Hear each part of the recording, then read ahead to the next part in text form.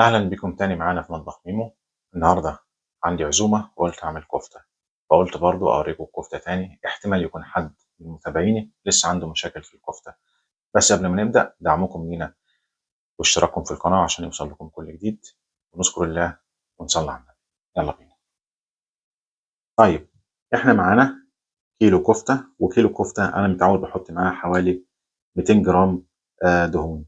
ديت كفتة أو لحمة بتلو، تمام. وقلنا زي ما قلنا مرارا وتكرارا، الكفتة ما هي إلا تفل بصل، ملح، فلفل أسمر، يا كربوناتو يا بيكنج باودر. أكتر من كده ما نحطش حاجة، ولا عصير طماطم ولا بيض ولا كلام من دوت. بنحط شوية بقسماط عشان تمسك في نفسها ويبقى فيها عرق. أهو شوية بقسماط.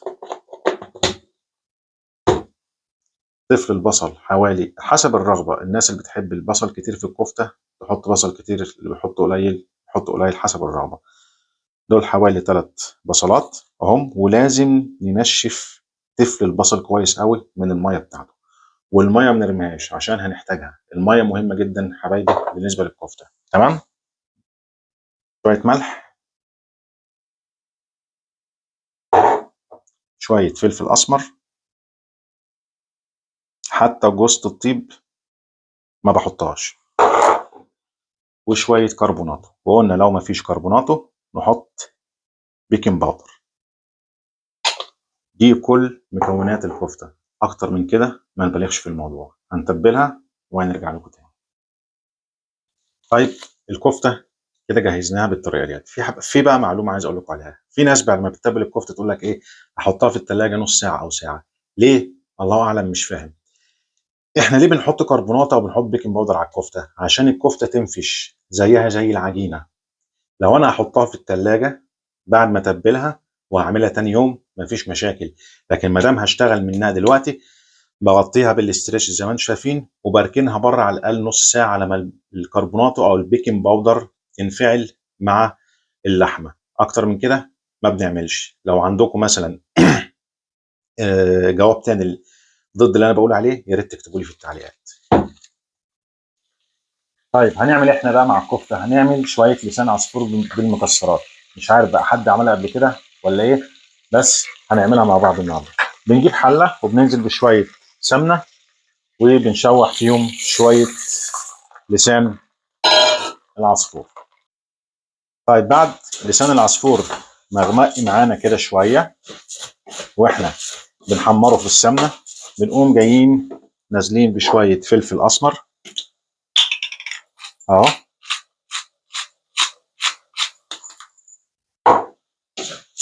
ونديله تقليبه تاني. وبعد كده نازلين بشويه جوز الطيب، بتدي طعم حلو قوي اهو،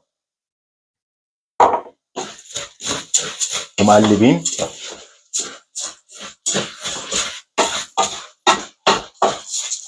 بعد كده باجي بمرقه اهي، وبقوم نازل بيها على لسان العصفور. شويه ميه تانيين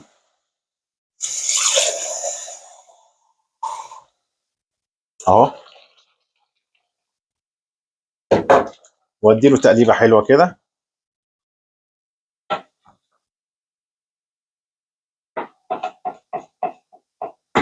وبخليه على البوتاجاز لغايه ما يشرب المرقه ويستوي.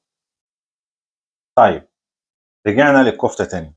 بص بقى، انا عندي المعلقه ديت لازم الكفته عندي يكون فيها فراغ من جوه، انا متعود على كده. باخد شويه كفته اهم، تمام، بكورها في ايدي كده. انا متعمد اعمل واحده قدامكم، وبدخلها في المعلقه كده اهو، وبالايد التانيه شويه ميه بصل اهو.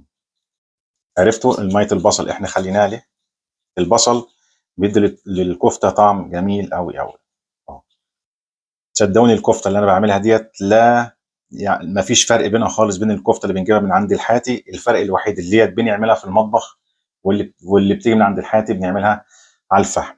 هو ده الفرق البسيط خالص. وبنقوم مطلعينها كده بالراحه، لفينها كده بايدينا، ما نخافش الفراغ هيفضل زي ما هو. وهوريكم الفراغ دلوقتي اهو. شايفين الفراغ اهو؟ ممكن برضو نديها كمان لفه والفراغ اهو. وبنحطها في قلب الصاج اللي هنخش الفرن. ملحوظه، قبل ما نحط الكفته في الصاج او قبل ما نشتغل فيها نصبحها، نكون مسخنين الفرن فوق وتحت، والكفته تخش في النص قبل ما نصبع الكفته. تمام كده؟ طيب، ودي كانت الكفته بتاعتنا بعد ما صبعناها. حطينا معاها طبعا قرنين 3 فلفل عشان بس يفتحوا النفس على الاكل.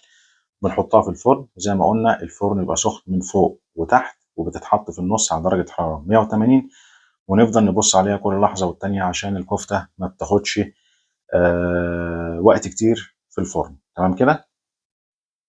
طبعا قبل ما تسالوني وتقولوا لي امال فين اللسان العصفور بالمكسرات، طيب دول كانوا شويه كاجو مع شويه زبيب. تمام كده؟ حمرناهم بشويه زبده، وهننزل بيهم في لسان العصفور كده في الحله. تمام؟ وهنقلبهم كلهم في بعض. هو لسان العصفور خلاص كده يعتبر خلص اهو، شرب الميه بتاعته، وريحته بقى ايه يعني، ما اقولكمش بصراحه يعني. اهو اهو لسان عصفور بالمكسرات. طيب، دول كان بواقي شويه صدور فراخ باقيين من الفيديو بتاع امبارح، قلت برضه اعملهم مع الكفته. طيب دول انا هحمرهم في الطاسه، بس هديهم شكل كده في الاخر كانهم ايه، معمولين على الجريل بالظبط. وايه هي بقى مع التركايه ديت؟ هنحط عليها توابل الجريل. وتوابل الجريل دي عباره عن ايه؟ اللي احنا بنجيبها من بره، وهي بتتركب من شويه ملح اهم، مع شويه كزبره، شويه فلفل اسمر، واهم حاجه بقى اللي بتدي لون الجريل في الموضوع ده كله هي شويه البابريكا الحمراء اهي.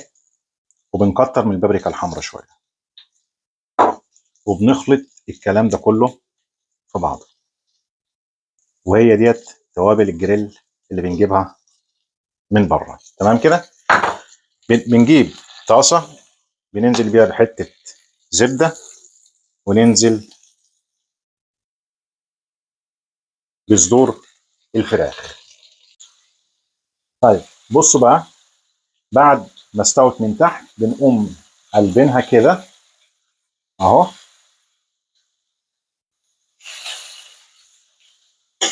اهو. وبنعمل ايه بقى؟ بنجيب التتبيله اللي احنا حضرناها وبنرشها كده عليها.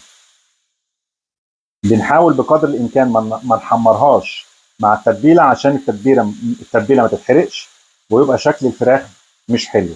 بعد ما الناحيه اللي هي استوت بتستوي، بنقلبها على الناحيه الثانيه ونديها التتبيله ديت زي ما احنا شايفين كده. وبعد ما الناحيه الثانيه اللي تحت بتستوي، بنقوم مطلعينها خالص ها، وعاطينها رشه التتبيله الثانيه عن الناحيه اللي هي لسه ما اتبلتش.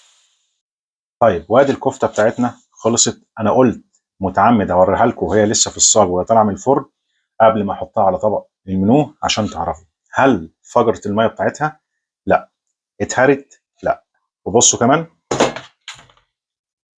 ادي صابع الكفته، شوف ماسك نفسه ازاي اهو. لو هنمشي بالطريقه اللي انا اديتها لكم دي، هناكل احلى صابع كفته اهي.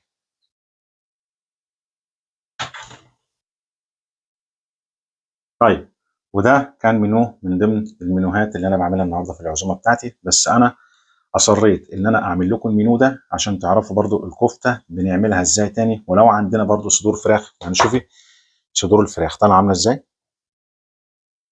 زي المشويه بالظبط اهي، زي المشويه بالظبط. عشان سر التتبيله اللي احنا حطيناها عليه اللي هو ملح، فلفل اسمر، شويه كزبره ناعمه، وشويه بابريكا حمراء. هي دي تتبيله الجريل اللي بنقول عليها. طيب، وادي الكفته بتاعتنا يا حبيبي، شوفوا طالعه عامله ازاي.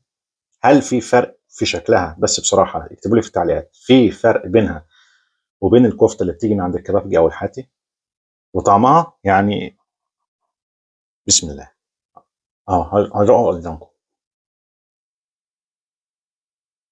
ملهاش حل والله. يا ريت تمشوا على الطريقه ديت وانسى انك تشتري كفته من بره تاني. طيب وادي لسان العصفور اول مره بصراحه اعمله في البيت بالمكسرات اهو، الواحده نازله بوحدتها اهو. بسم الله.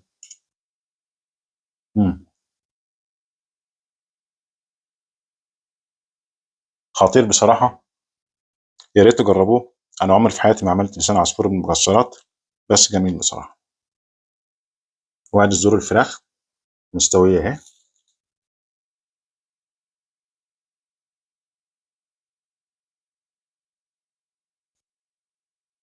خطيره.